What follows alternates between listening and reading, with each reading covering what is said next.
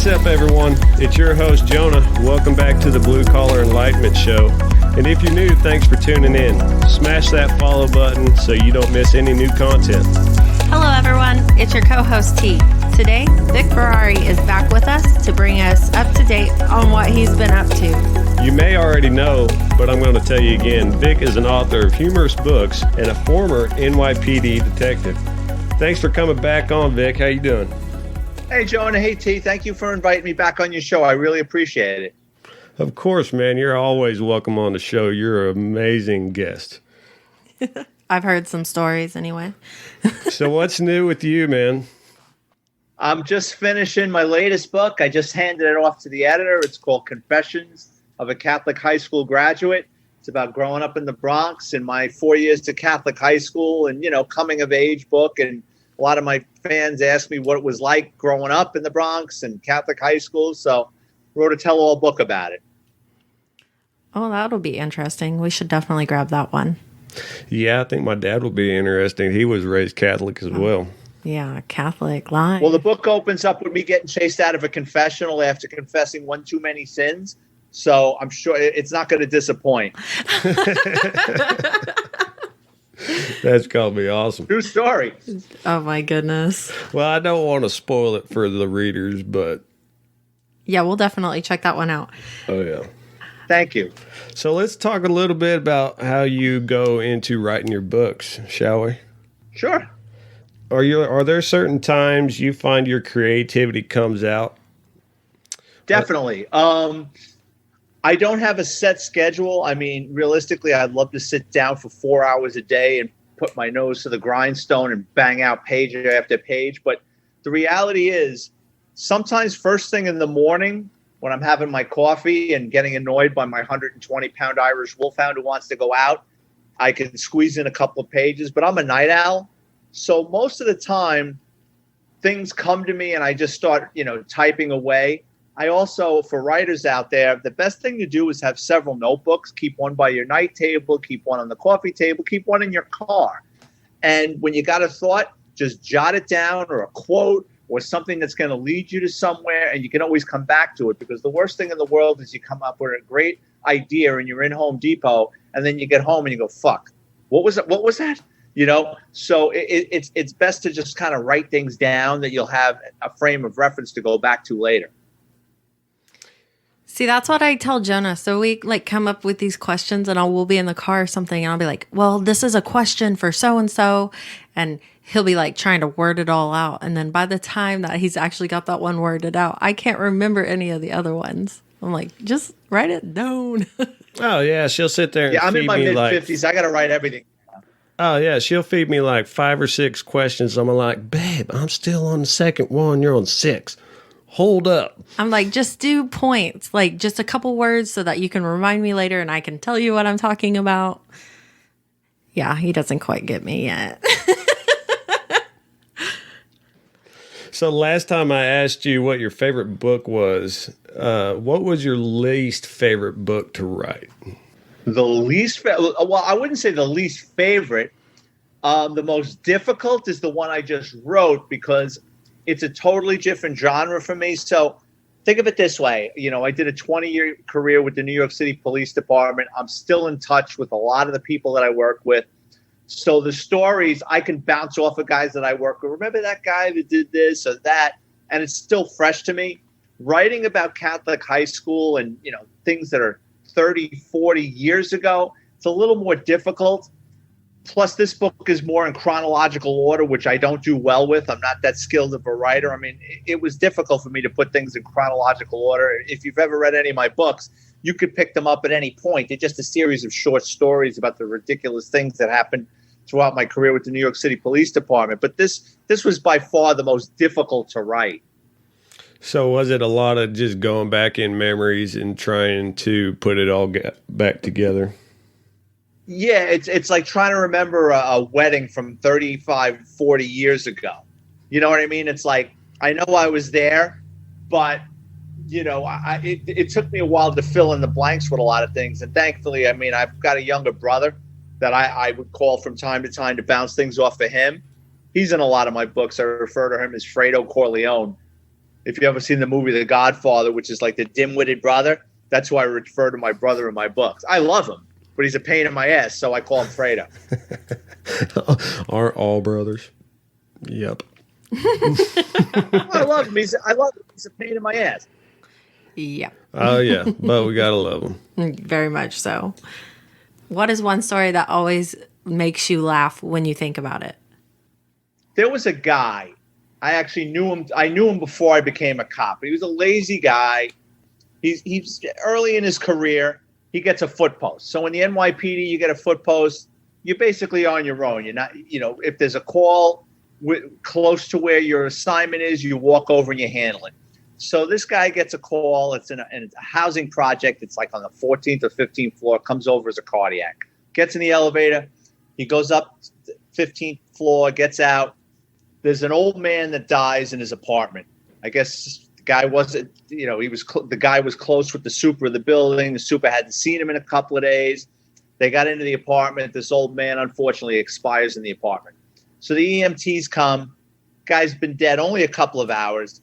And in the NYPD, when someone dies in a house or residence, even though the EMTs pronounce them dead, you have to wait for the medical examiner to come to officially pronounce them dead. And the medical examiner is going to make a ruling. So if it's an old person that dies in their apartment and there's no signs of trauma and they have a heart condition, they're diabetic, chances are the medical examiner is going to release the body to the family and they can call a funeral home to take the body.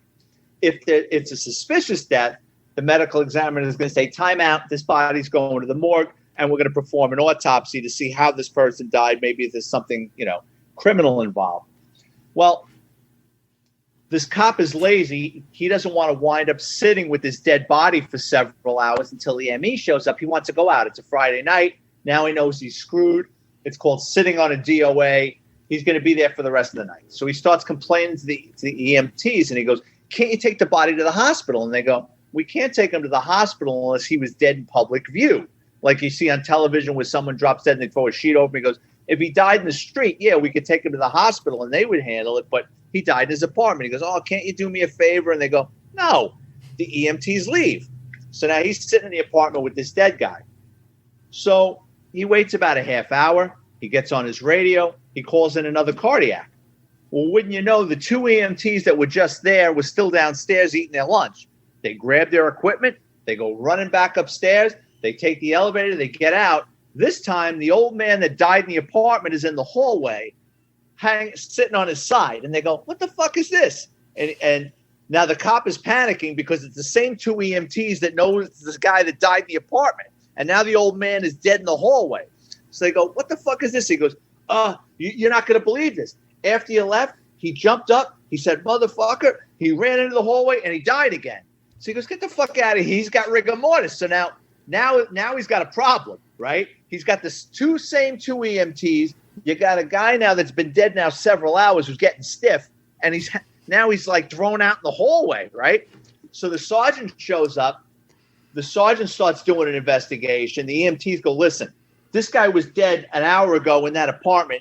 He didn't crawl into the hallway like this guy just said. Long story short, he got suspended, and this is the early 90s. They took away 30 vacation days, and they put him on a year of probation. Nowadays, they would cut his balls off. He would have gotten fired. Could have probably even gotten arrested nowadays. Back then, he was able to keep his job. So that's a story from my book, NYPD Through the Looking Glass.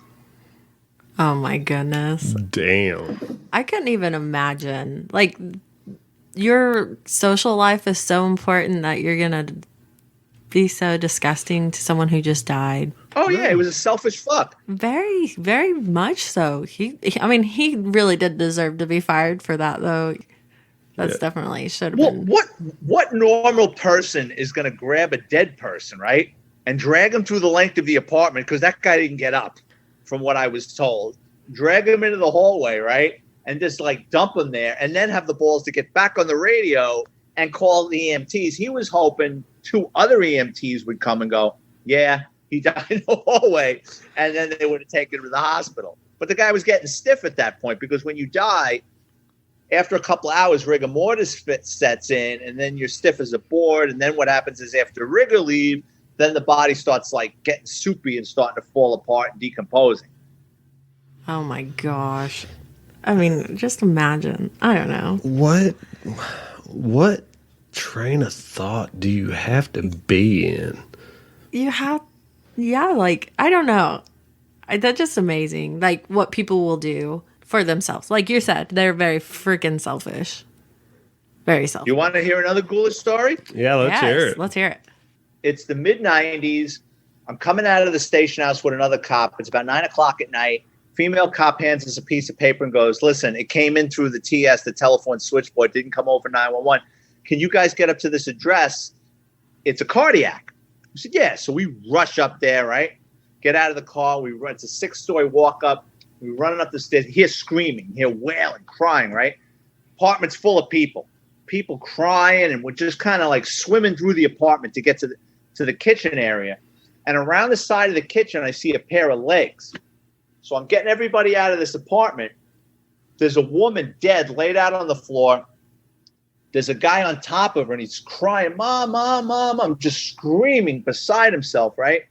So we tell him, get up, get up, get up. We get him off, and the woman's been stabbed to death multiple times. And the blood, you can tell she's been there a while. So if you've ever cut yourself, your blood is bright red. But what happens after oxygen hits it? It starts to turn like a brown or a rust color, right? So we knew she was there a minimum of several hours. So we have him take a seat in the apartment. The apartment's been ransacked, right? And we start asking him, like, when was the last time you saw your mother? And he went from being hysterical, and we weren't putting the screws to him. We were just asking him, like, when was the last time you saw your mother? And he goes, when was the last time I saw my mother? I'm like, yeah, 3 hours ago. All of a sudden he got calm. And when you start asking somebody questions and they start repeating the question back to you, they're buying time. They're trying to think of an answer, right? So now as he's starting to get weird, I'm starting to look around the apartment, right? When a burglar hits and ransacks a house or an apartment, they're dumping drawers, right? They're pulling drawers out. They're looking for valuables, right? They're not going to dump things and then put the drawer back in. So all the drawers were dumped out on the floor, but someone took the time to put the drawers back in. That made no sense.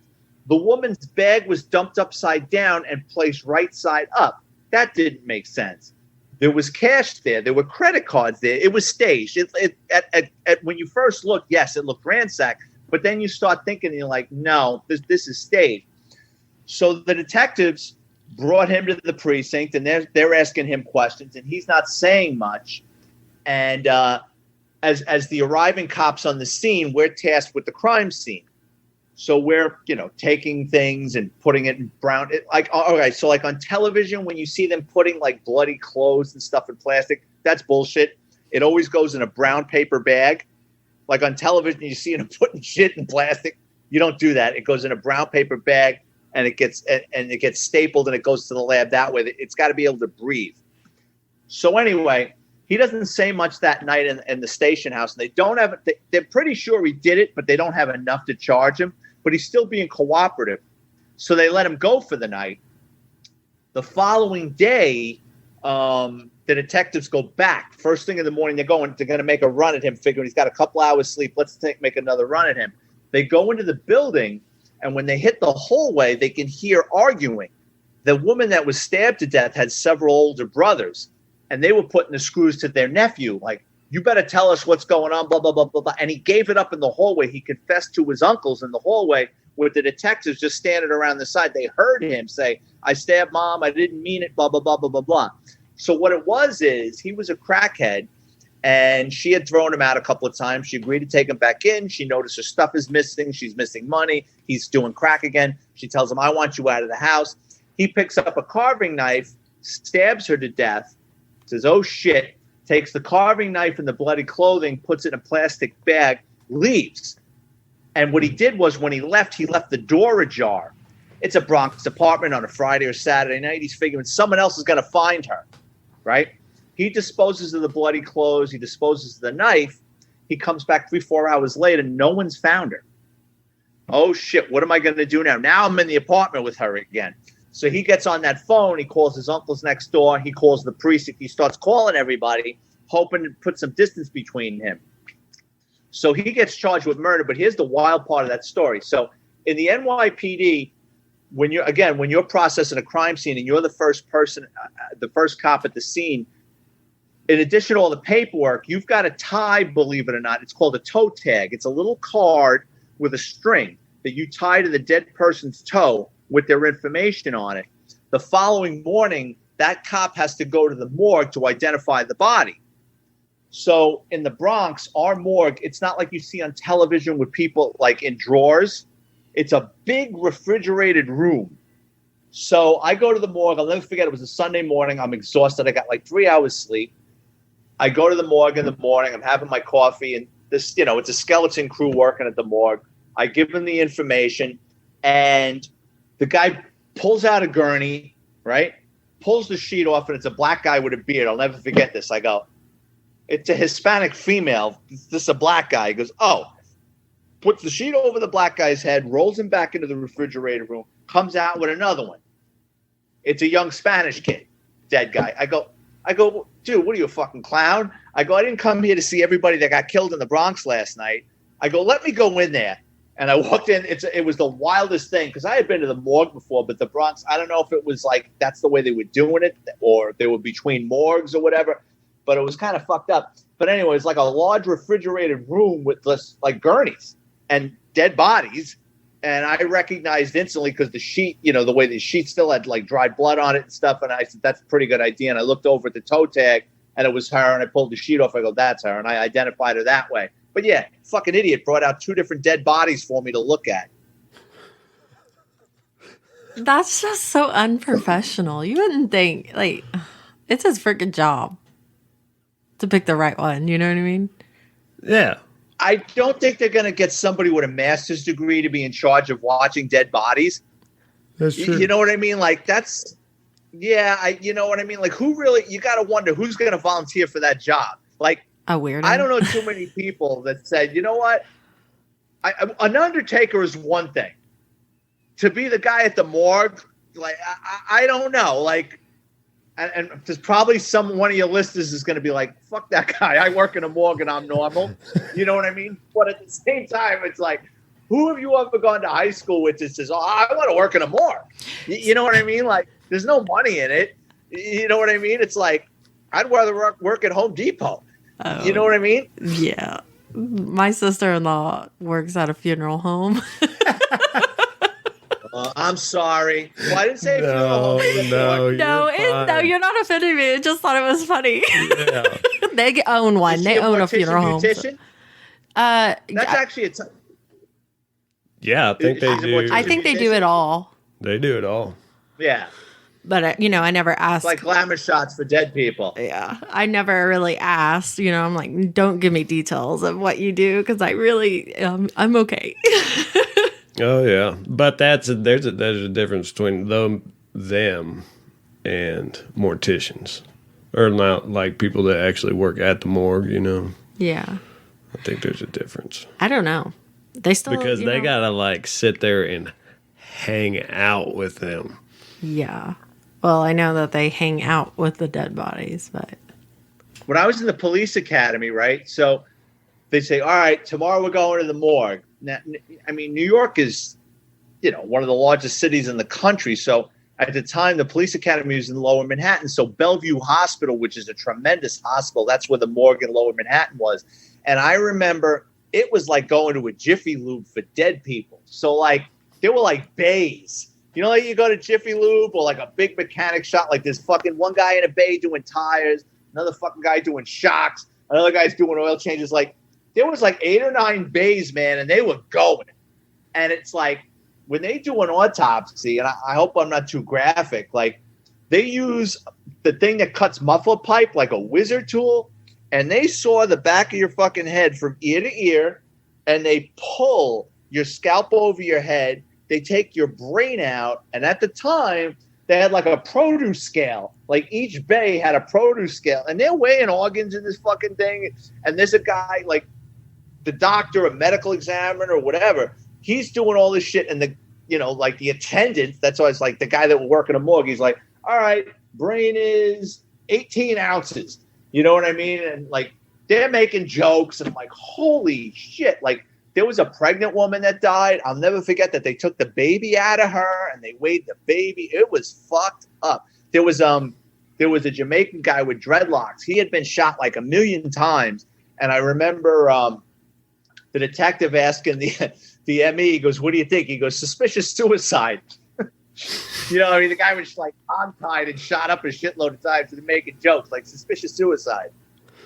That's some. But you gotta have pretty dark humor to be working with dead humans, anyway. Fuck yeah. Well, there's a couple of tricks of the trade I'll share with your listeners. So, like guys that work in the morgue or guys that got to go to the morgue a lot, what they'll do is they'll take Vicks rub and they'll put it under their nose, that menthol, which smells terrible, but that's a way to mask it. And I remember as a rookie cop a couple of times going into apartments where someone was dead for weeks, and there's the smell like they've melted basically, and the smell is just awful. What the old timers would do is they would take coffee grinds and they'd put it in a pot, and they'd put it on the stove, and they'd burn the coffee grinds on the stove, and the burnt coffee grinds would permeate the apartment so you didn't smell the DOA. Oh, that's interesting. Yeah, that is. I mean, I'll never forget that. It's like that old lady that died down the street. You could smell her outside. Oh, yeah. Yeah, her cats were eating her. Like me and my friends. Yeah, your animals will use you as a buffet line. Yeah, my friend and I, we went to check on her because no one had seen her for a week or so, and it was like 11 o'clock at night, and when we called, they were like, "Why are you waiting till now?" We're like, we were 20, not even. No, I might have been 20. So we were still pretty young and stupid. So, but we waited till like 11 at night. But she was dead in there, and her cats were eating her face and stuff. It was awful. Mm. Yeah, the animals eventually will pick up on you're not feeding them, and you're starting to decompose, and they put 2 and 2 together, and they start chowing on you. Actually, once, this is many years ago, there was this, I had like 3-4 years in the precinct or police station. There was this rookie cop there, and he was an undertaker before he became a New York City cop. And I used to bust his balls. I go, I said, you should work for the missing persons unit. He goes, why do you keep telling me that? I says, because the missing persons unit, they're at the morgue all the time. And what they do is, people die in New York all the time. They get hit by cars, homeless people, they carry no identification. So you've got literally tons of people that die in New York every year, and nobody knows who the fuck they are. So what the missing persons unit does, in addition to investigating missing person, they'll go down to the morgue, and what they'll do is they'll fingerprint dead people to find out who this guy is, and then try to make, confirmation, and then get in touch with their family like, hey, your Uncle Al is down here, you might want to pick him up. So he took my advice, right? And he became a detective. He's working the missing persons unit. I lost track to this guy like 16, 17 years later. My partner gets a toothache, and he goes to the dentist, and he goes, you're never going to guess who I ran into. And I said, who? And he says this cop's name, who's an undertaker and worked in missing persons. He says he knows you. I go, oh, yeah. I go, is he still on the job? He goes, no. He goes, he's a dentist. I go, get the fuck out of here. What are you talking about? He goes, he got bored in missing persons. He got bored as being a cop, and he's now a dentist, which I found fascinating because that's a high-level intelligence to become an undertaker, become a cop, and then become a DDS. I mean, that's pretty impressive. He goes, hey, Vic, he speaks very highly of you. He said, anytime, you got a problem, come see him. And I'm saying to myself, I like him. I think he's a great guy, but knowing where his hands have been, I'm going to pass. You know what I mean? Like, he's picking apart dead bodies and shit. I don't want this guy's hands in my mouth looking for a fucking cavity. I mean, I'm sorry. And I like him. I respect him, but I couldn't do it. I don't disagree at all. You got the stain of death. I think that's in my book, The NYPD's Flying Circus. I think that story's called Death and Dentistry. I mean, there's more to the story, but yeah. Oh, my goodness. That's funny. Well, we're getting a little off track. Let's get back to your books a little bit. What's the feeling you get when you finish your books and you see that first sale? Oh, it feels great. I mean, it's somebody's out there. It's probably somebody I know. So, yeah, I mean, the first thing I do is I take all the links to my book and I start dropping it in my social media things, Twitter, Facebook, Instagram. So probably more than likely my first sale isn't a stranger. It's somebody I know. But it feels great. It's, each book, for me to get an ebook and a paperback out with the cover and everything, I'm in over $2,000, sometimes as much as $2,500. So the end game is to make that money back in a year or so, and then everything else is gravy. So it's a moving target to make my money back and then some. How much marketing goes into that? Constant, because you're it. You know what I mean? It's like, if you shop your manuscript and then a major publishing house picks up your book, they're going to do all the heavy lifting, right? So they've got the relationships with bookstores that they're going to get your books in bookstores where no one will talk to you if you're an independent. They're going to promote it all over social media platforms. They've got a team of people doing it. So when you're an indie author, a self-published author, I mean, the onus is on you to do it. And it never stops. I call it CPR. You're always pushing air into it to keep it going. And that's why I do these podcasts. And people, you guys have been nice enough to put me on your show twice. And you always got to look, if you're an independent author, that's part of the game. You can have the greatest book in the world. If nobody knows about it, it's not going to sell. So you got to get out there and break your ass. You got to put as much work, if not more, into, like you said, marketing to get your book out there as writing it. It goes hand in hand. And if you don't do it, you're not going to get any sales, and it's going to frustrate the shit out of you. Yeah, I feel that because I'm constantly on Twitter tweeting and Facebook putting posts out. And you do a good job of it. You do a good job. I see what you do out there. You do a good job of it. Well, thank you. I appreciate it. I do take the podcast quite seriously. I enjoy doing this, and talking to people has been the best thing about it. Yeah, and the networking and the support that you get from the other indie podcasters or us is amazing. The group is amazing. But we've also heard amazing things about like the group of indie authors too. They said that there's an amazing support group for you guys also. You have to. I mean, and you put me in touch with Pepper, and I didn't mind helping her at all because I had to figure this out myself. Like nobody helped me with this, it's, you want to write a book and then you see all these companies out there, give us $3,000, give us $5,000, give us $10,000. We'll do it for you. And I'm like, then I started reading horror stories about it. I'm like, you know what? I'm going to figure this out myself and do it myself. That's probably the best way to go about it anyway. Cut the I agree. middleman out. I'm not patient. No, I agree with you. I agree with you. Oh, yeah. What's your future in writing look like? Are you planning on more books? Well, I just got this last one out. I'm going to have to market the crap out of it. And I want, I love to read. When I'm writing books, I don't have time to read. So I think this summer I'm going to take a little time off, write a couple of books.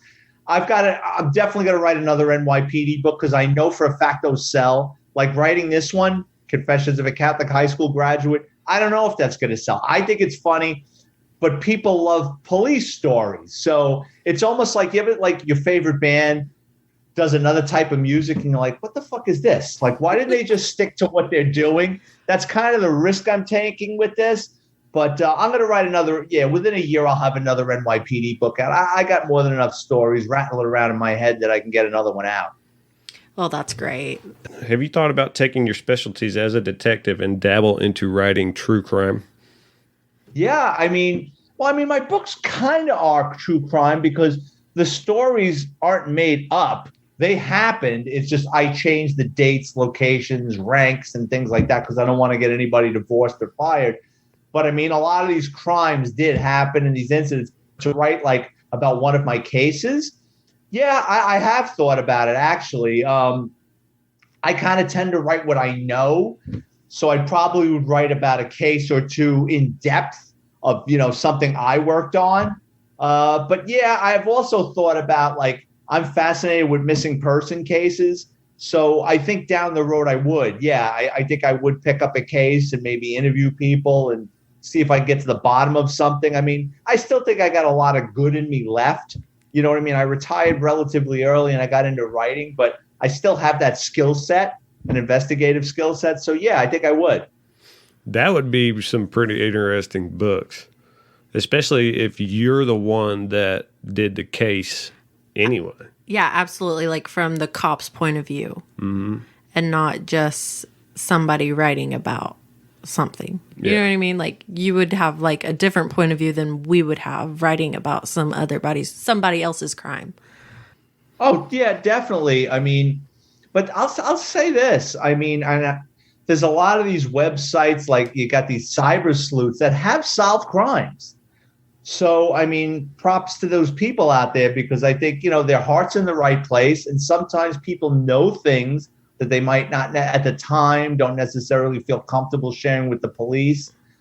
And, they'll come out online and talk about it, or somebody knows something. So I think the internet has solved a lot of cases. You know what I mean? People know a lot of things that maybe 10, 15 years ago, they were afraid to come forward, and now they are. Absolutely.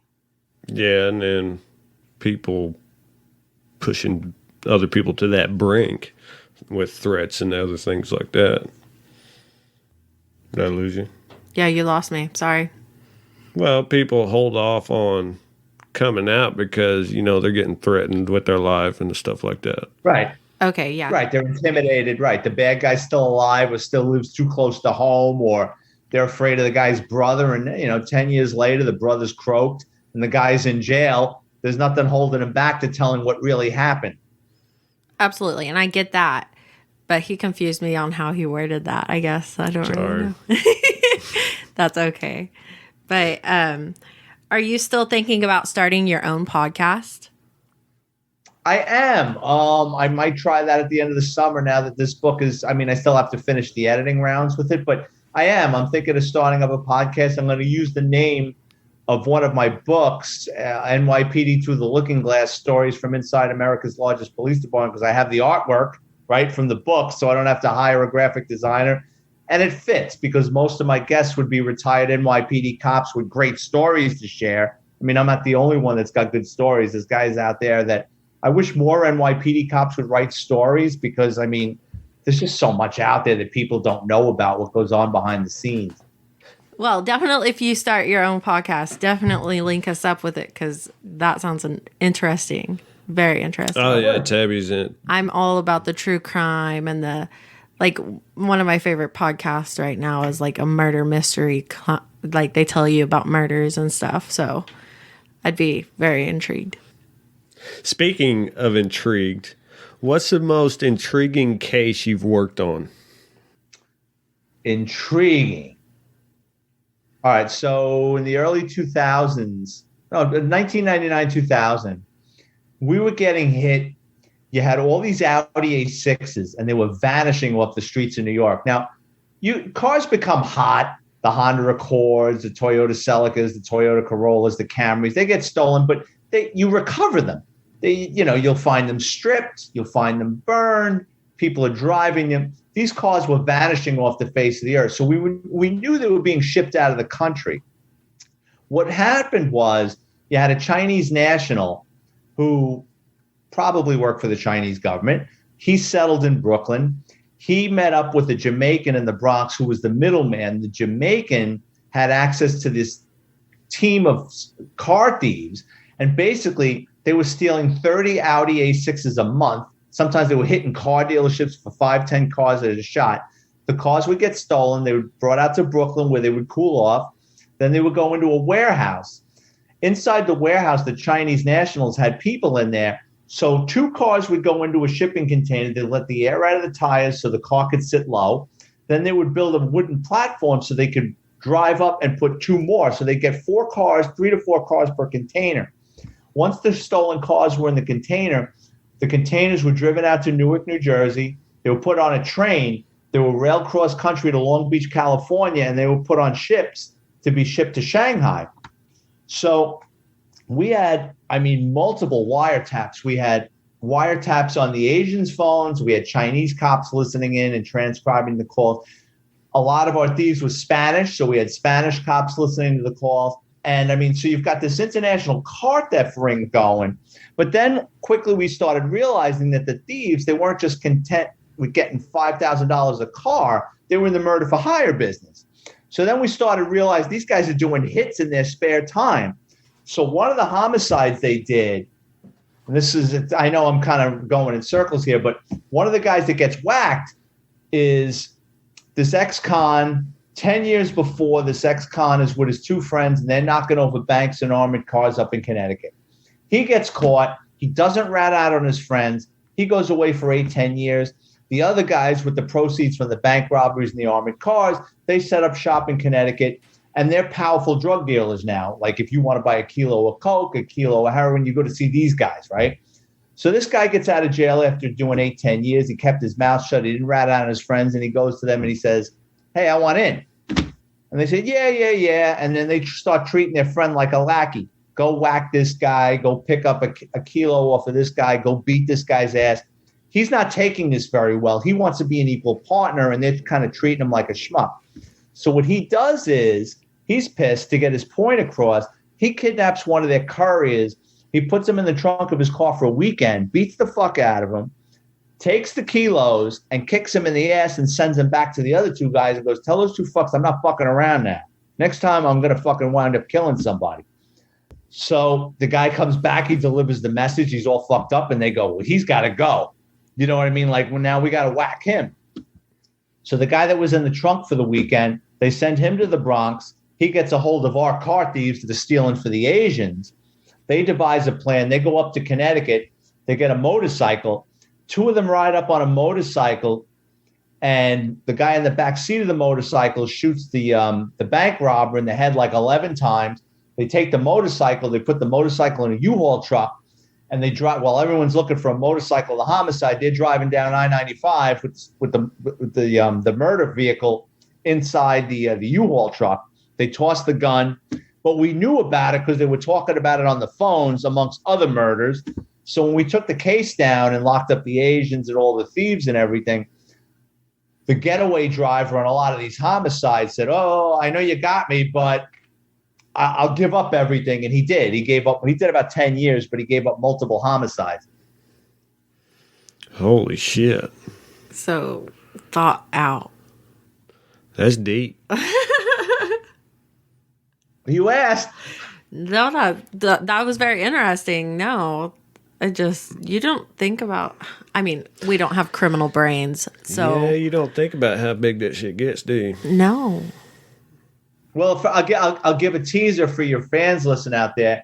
If you Google Fausto Gonzalez and then space and then type in China's biggest wheel, that story for the homicides will come up.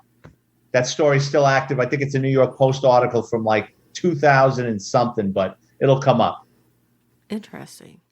Actually, that hitman, I was the guy that figured out who he was because our informant told us he used to hang around this pizza parlor, and he gave us a description, and he said he drove like a Crown Vic. So I drove by the pizza parlor one day. I saw 4 or 5 cars double parked, and I saw a Crown Vic. So I'm in plain clothes. I hit the siren. I jump out with a ticket book, and I go, I pretend like I'm going to write tickets, right? So all these guys are killers and car thieves. They don't know who, they know I'm a cop. They don't think that I know who they are. They come running out, "Oh, we'll move the car. I go, "Fuck you guys, I'm writing these tickets," right? I'm waiting for the guy to get into the Crown Vic. The kid gets it, he goes, "I'll move it." I go, "Give me your driver's license." So he gives me his driver's license. I write down his information. I go, "All right, you know what? Today's your lucky day. I'm not going to give you a ticket. Get the fuck out of here," right? So now I got his driver's license information, right? So now I go backward. I find out how he got the driver's license, right? He uses a phony social security number to get the driver's license. So I know that's not his real name. It's a good driver's license, but he's got a bogus name. So then I take the social security number and I trace that back to a child. I find out it was his kid. And then through the parents, I find out who he really was. But it was a lot of fucking digging. But anyway, I was able to identify him as Fausto Gonzalez, so we knew who his real identity was, and then we could get his arrest history and where he lived, who his girlfriend was. But he was a ghost. But I got it off the driver's license because it was a good driver's license with a fictitious person on it. This is pre 9/11. Is there a lot of moments like that when you're doing investigations that you get that lucky break? Oh, all the time. But sometimes it's luck, but you got to be persistent. You got to just keep pushing. And, it's like I saw that with like a lot of the young detectives coming up and the new guys. Like it's kind of like the video game generation. And like they'd come to a dead end and they would just stop. And I would go, well, what happened with that? Well, I called up and they said they don't have any information. I go, don't call up, show up. People can tell you on the phone very easily, nope, and hang up on you. You get there and you're in front of them and ask for a supervisor, you might just get that little nugget more of information. I go, don't always take no for an answer. I go, keep pushing, you got to be persistent. That, and you can read people. Exactly. Yeah. Now that's a good point. Because most of the time you can tell when somebody gets real nervous if they're lying. Definitely. So definitely an in-person thing. And that probably comes into you probably learn a lot about reading people as a police officer, right? Definitely. It is. It's an art. And if you pay it, it's what you put into it.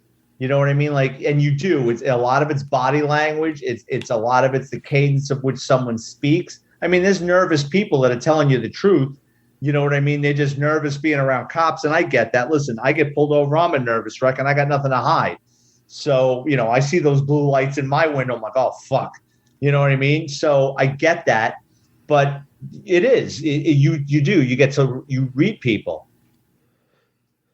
But can you tell the difference between someone who's nervous because they're lying or nervous because they're just nervous? Like, I'm a very anxious person all the time.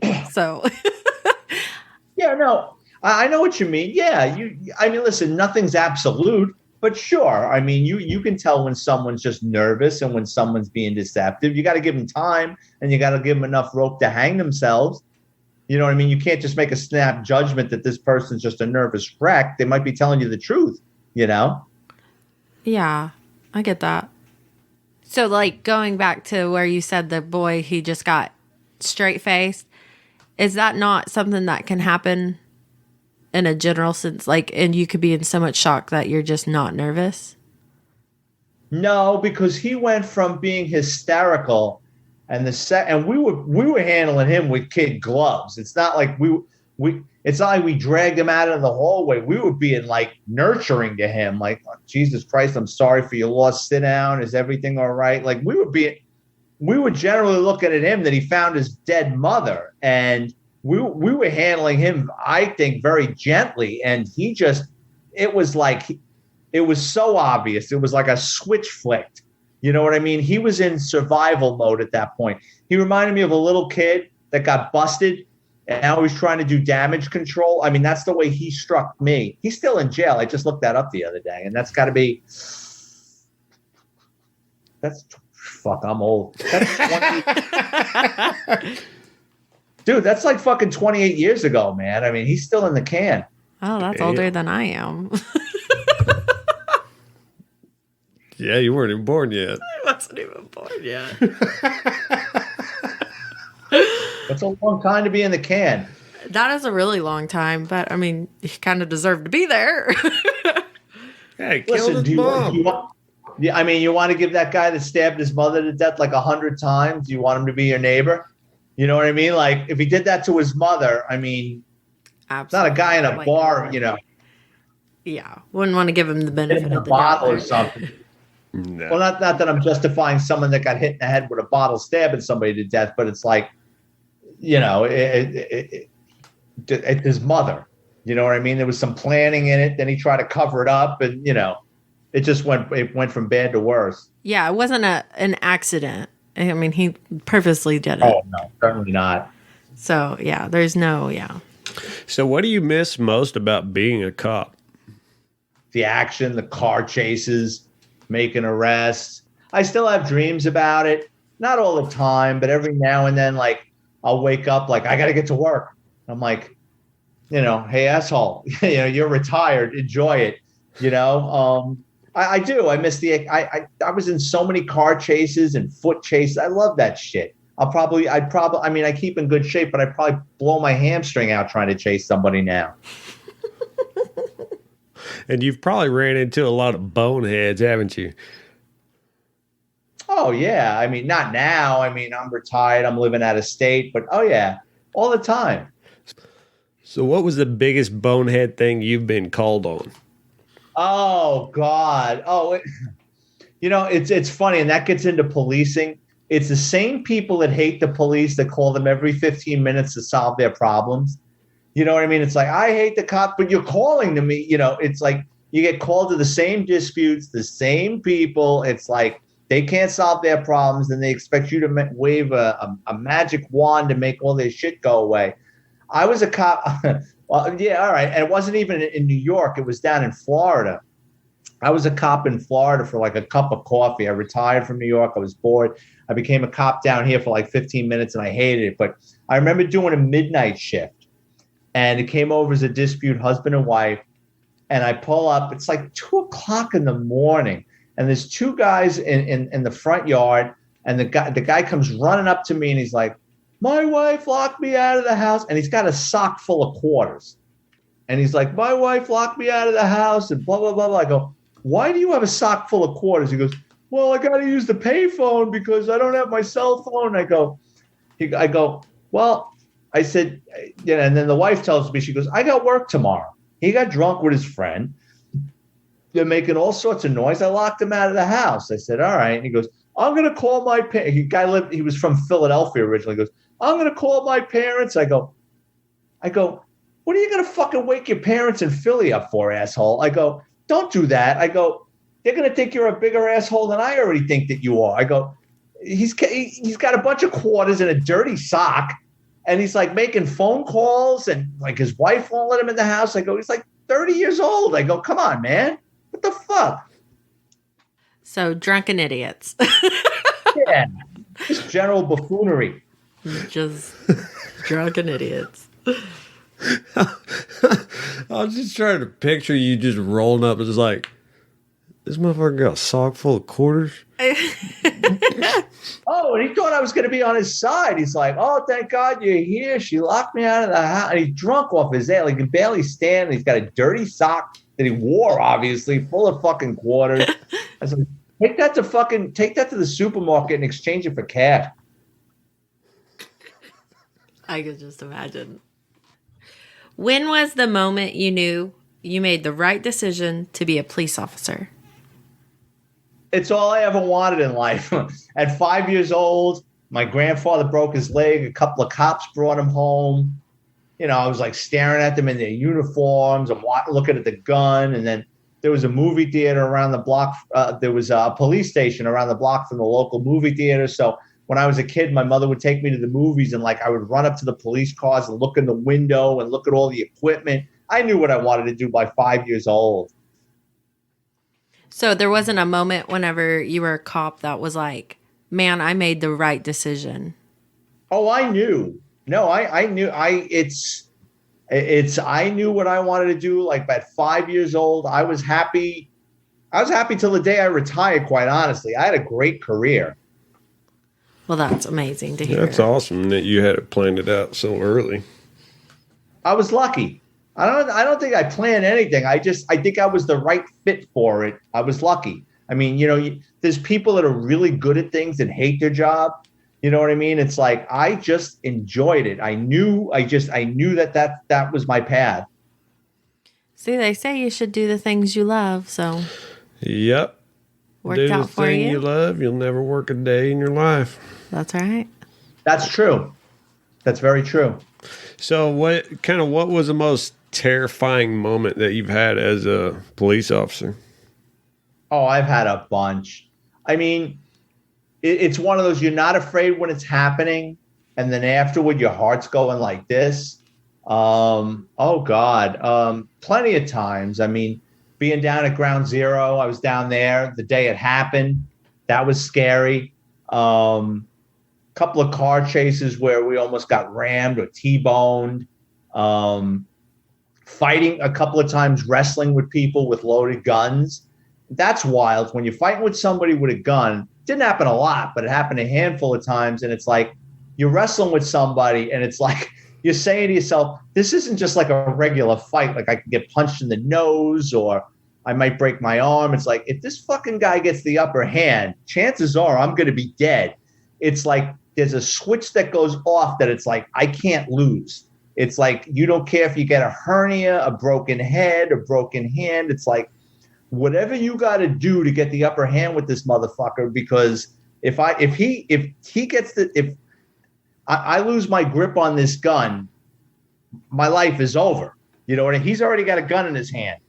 If he gets that, by the time I get my gun out, do I let go of one hand and try to slow him down and get my gun out to shoot him? Is he that strong that I've got to really commit with both hands on that gun? It's happened a couple of times. You start wrestling with somebody with a gun. It's like, why are they wrestling with you? Because they're going to fucking shoot you. You know what I mean? If they were going to let go of the gun and run, that's one thing. You know what I mean? They're not. They're fighting you with that gun in their hand, which means they're going to shoot you. You know what I mean? If he just threw the thing down and took off, well, I can't shoot him in the back. He's fighting me with a gun. Yeah, their full-on intention is to harm you. So when you're going to clock in, did you ever think that maybe one day somebody's going to get me? No. I think that's why I had a pretty successful career. I never thought like that. I never thought something could happen to me. It's weird. Obviously, I know something could now, but back then, furthest thing from my mind. That happens to other people. That's not going to happen to me. Furthest thing from my mind. Never thought. Never. Okay. So, do you think that benefited you to think like definitely that? It definitely benefited me because I didn't hesitate with things. You hesitate sometimes in that world, it can cost you dearly. Like looking back now, I sit there and I'm like, oh, I'm so fucking lucky. You know what I mean? Many, many times. But back then, no, the thought never entered my mind. That's going to happen to somebody else. Would you? And I know a lot of guys that got killed. You know what I mean? I worked with a lot of guys that died. But, did I think it was going to happen to me? Never. Would you advise newbie cops to think that way? Or would you advise them to be on the little bit more on the cautious side of things? It's a different world right now. And the way policing is going, I mean, the media is against cops. You got local politicians that are against cops for political expediency. You've got mob rule think right now. So now what's going to happen? And it's the worst thing in the world for society because now cops aren't going to be proactive. They're going to sit back. They don't want to lose their jobs. They don't want to go to jail. They don't want to lose their life. They don't want to lose their pension. So what are they going to do? They're going to show up 10 minutes after you got the shit kicked out of you, and they're going to take a report. It's safer that way. Yeah, you're right. We had our window broke out downtown, and the cops wouldn't even look at us. Yeah. Because it was just a window. Yeah, I believe it. So, yeah. I don't agree with it, but I believe it. Yeah, there was a gun in the car, too. Yeah. Yeah. We got really lucky that night. Oh, yeah, we did. What has been the most enlightening thing that you've experienced in your life? I guess after I retired, it's a weird thing. So, like, you're in this world, right, that's coming at you 100 miles an hour. I'm just doing overtime. I'm making arrests. I'm going to court. My whole life is in law enforcement, the criminal justice system, right? It's like a merry-go-round that just never stops, going at the same speed, sometimes faster than the other. And then you retire and you step off the merry-go-round or musical chairs, and it's like, that world is still going. I'm just not a part of it anymore. And then it's like you're kind of dizzy. Like if you're on a merry-go-round or you're like on a ride that's going 100, you're like, all right, like, okay, that's still going, but like, where do I find my seat in society right now? Like, where do I fit in? What am I going to do with myself? And I guess that's where I got into writing. It was like, I can't do this anymore. What am I going to do? Get a fucking cape and drive around at night looking to right wrongs? That's not me, right? So I got into fucking writing. Oh, man. That's awesome. I love that. Thank you so much for coming back on the podcast. It's always great talking with you, and you're always welcome back, man. You just let us know.